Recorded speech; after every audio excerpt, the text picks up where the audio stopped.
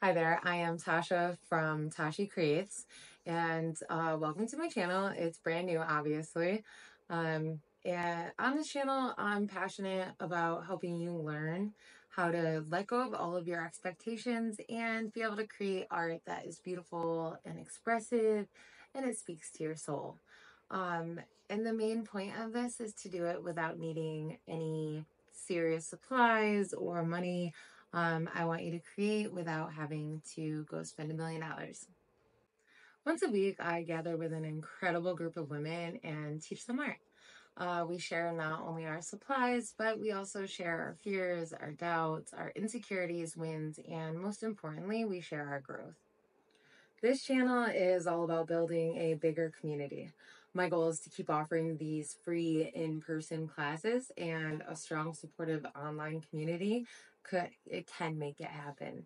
I truly believe that feeling connected and having a support system is vital to our success and well-being, not only as artists, but also as humans. Today, I am really excited to share an easy and fun project. It's a great way to start building muscle memory, play with ideas, try new techniques, and end up with a really beautiful piece of art that you can use.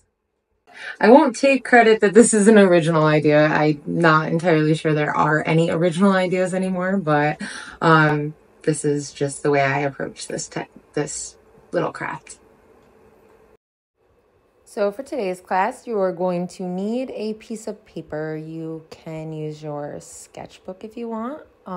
This is some of the pages of my sketchbook. I don't know why I went through it, but you could use your sketchbook if you wanted to. You will also need some paintbrushes. A paintbrush would be fine, just one singular. And your watercolors, I got mine for like 75 cents at Michael's, 50 cents maybe. I just can't remember. You'll need 2 glasses of water, 1 clean, 1 dirty, and a paper towel. And I use that little sheet for just seeing what my colors are sometimes.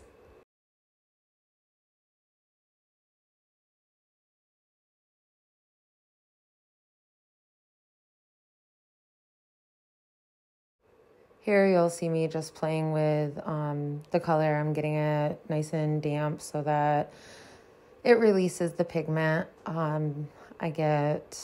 I just try to work it in there, get it as pigmented as possible. Then I use a piece of palette paper. You can use wax paper, freezer paper, any type of paper that doesn't absorb. Freezer paper is a really good choice. I usually have a piece of that. And I actually use a piece of glass. I'll show you guys in the next video, possibly, if I remember. I ended up just going in with just a really, really light wash of blue. I didn't want it to be just water, but because I wanted blue to be on my whole entire page, but I didn't want it to be super pigmented until I moved on to the next step, which is coming up. I'm just really playing with putting color down. I just want to fill the page with color. I know that it doesn't really matter what I'm doing because the end goal is to just have a really cool looking piece of paper. I like to play with colors, so you'll see me mixing yellow in. I love yellow and blue together. I also love green, so this is just a palette that I really tend to always go back to if I don't know what colors I want to paint. I sped this part up for you guys. It's just me making marks, so no big. And just keep in mind watercolor dries a lot lighter than when you put it down. This is the tag cutter that I'm using. You can use scissors and like a hole punch. You don't have to have a tag cutter.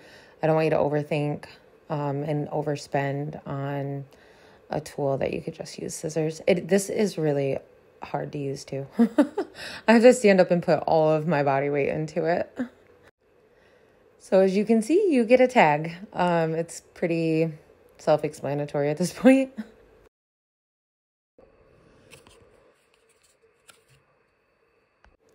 I'm using this marker from Walmart. I got it in like a set of 10 maybe. I don't remember. It's an 05 King Art.